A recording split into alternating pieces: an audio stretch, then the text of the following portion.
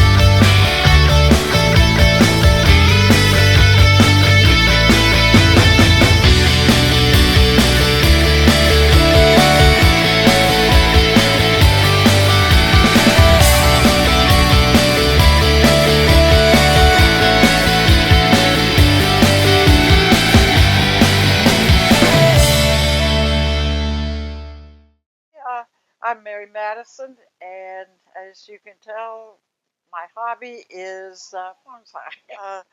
This tree I have had for 25, 30 years, and it's a Nia tree from Puerto Rico. And Jose Luis collected it from down there. And it's one of my favorite trees. I really, really like it. It's one of the few I have that I can carry. This one, I've been Juan came over and he wanted to work on a tree, a buttonwood. So I said, okay, let's work on that. I already had it potted and everything. And of course, the branching isn't correct. We're just growing the branching on it. And he did some work on it. Then my friend Dan Robinson came down from Washington State, and he had several hours to wait here. He had an appointment someplace else. And so he says, if you got a tree I can work on. I said, pick one out, He said, go ahead. He says, I want to work on that one. And he started refining the driftwood on it. And we both decided the other side is the front. One like this side is the front, and we like this side is the front. Oh, wow.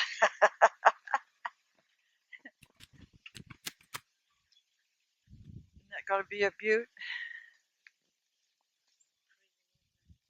Yeah. Of course, you don't even look at the top. You can change the top, which will all be changed, but leaving it now, this branch will come out, and then once I get growth down here, I'll bring it out like that. I took out one main trunk right from in here, and it was going out that way, and you can see where I took it out, and I left the roots and let that be the bottom of the tree. That one took a lot of thinking, like I had it for several years. Here's some more I'm working on right now.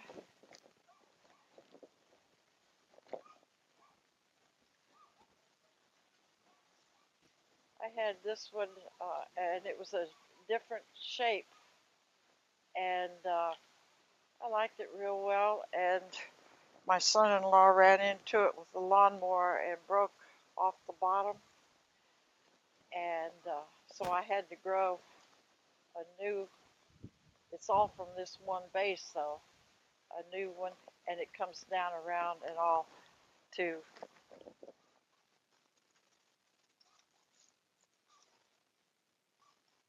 really good with the deadwood. I love deadwood on a tree, but that was natural. I didn't have to do much to that.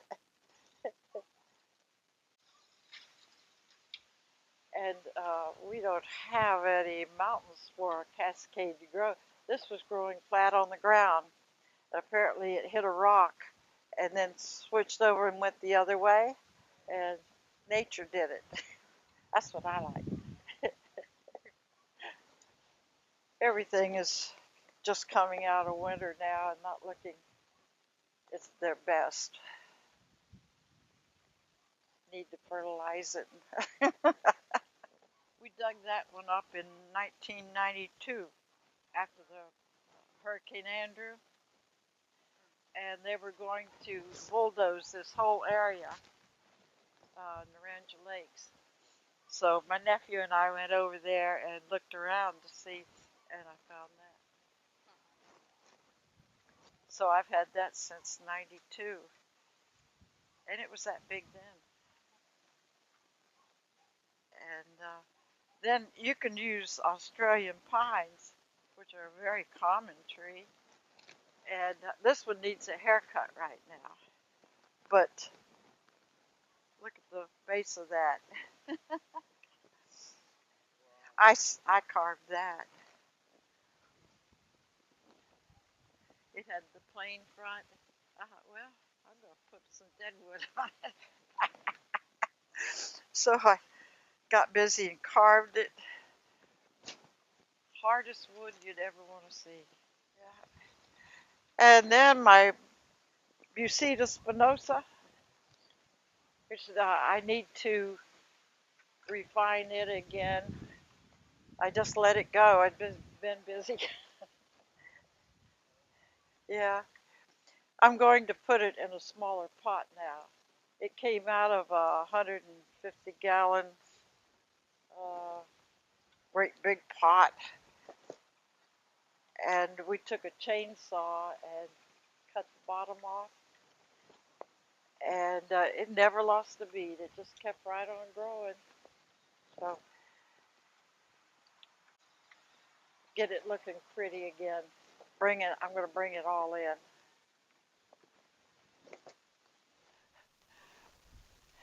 And this I'm working on.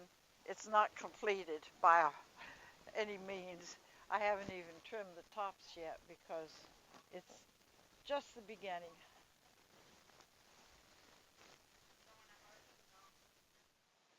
That's an interesting one. Sure is. I must have been drinking that day.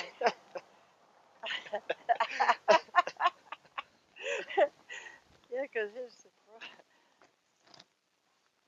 I'm going to make just a little piece of a tree right here. But look at that piece of wood. Oh, here's a good cascade. Look at this one. Oh, well. Just tip it up.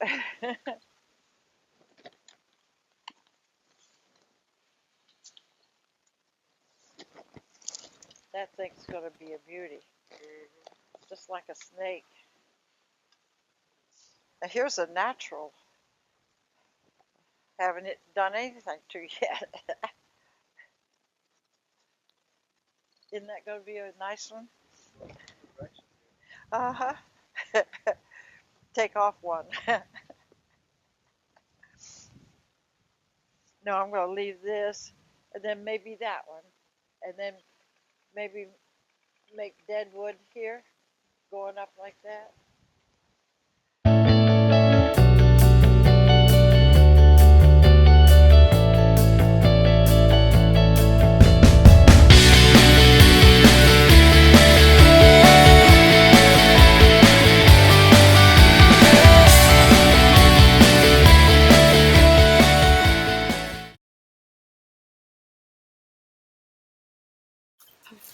That's hard to put an exact time or date on it.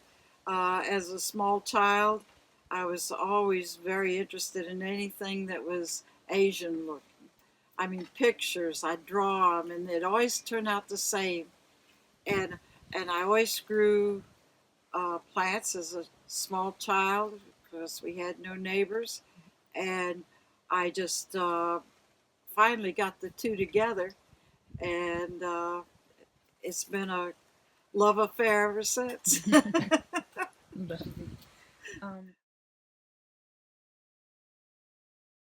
Is to take something growing wild and refine it and try to make something beautiful out of it that everybody likes. And I enjoy the creative part of it. Uh, take nothing and make something.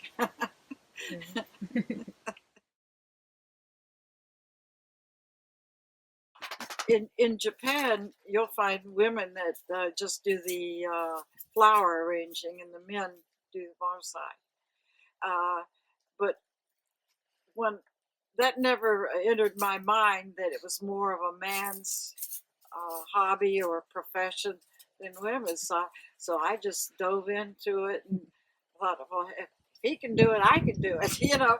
And I'd like to see more young women start in it. There's a lot of young men that are really doing well in it, and they love it. They're addicted to it just like we are. And I'd like to see more women get into it. Yeah, me too.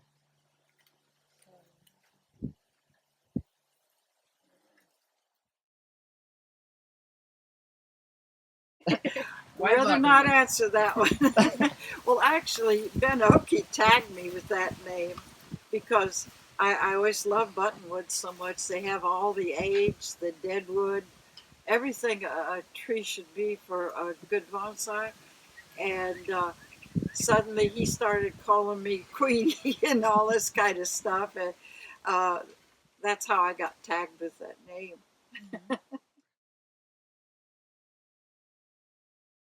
Many of them. Some I can't tell. But I guess the funniest part would be walking out of the Everglades with a tree and suddenly notice a truck pulling up alongside on the road. And so I started to duck and I went down in the mud face first, but I stayed down in it. uh, and that was about the funniest thing. Then I got laughing because I was just covered in mud and everything. But there was one other time, but no, I won't tell that one. Ed told us a really funny story. Yeah, is that included? Yeah. Oh yes, he said he'd never go with me again. That's what he told us too. Never. Yeah. Be very careful where you go. That's about it. Get permission if you can, or know someone that owns land where it might be good. There are places that you can get permits to go in, or sometimes uh, land that is for sale, that they're going to come in and use a bulldozer and take everything out.